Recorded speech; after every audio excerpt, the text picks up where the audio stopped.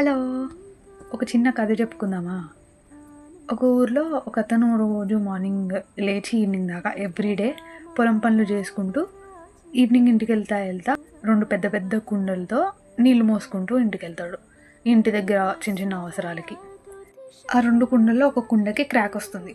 అయినా సరే ఆ కుండనే వాడుతూ ఉంటాడతను.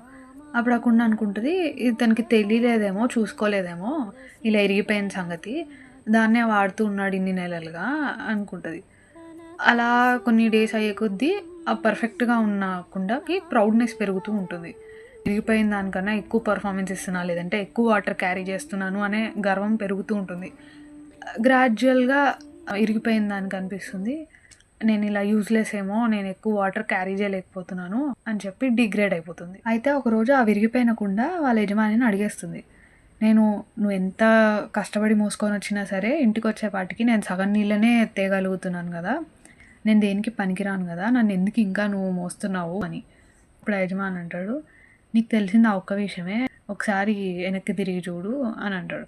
చూసే వరకు దారి పొడవునా రంగురంగుల రకరకాల పూల చెట్లుంటాయి. అవన్నీ చూసి చాలా హ్యాపీగా ఫీల్ అవుతుంది ఆ కుండ.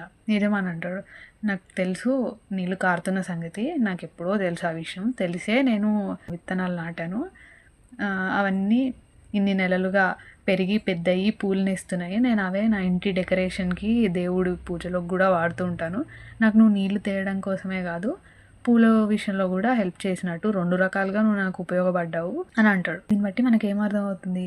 చాలా సార్లు మన వీక్‌నెస్‌ని మనం చాలా తక్కువ చేసి చూసుకుంటాం. కానీ దాన్ని గూడా స్ట్రెంత్ లాగా మార్చుకోవచ్చు.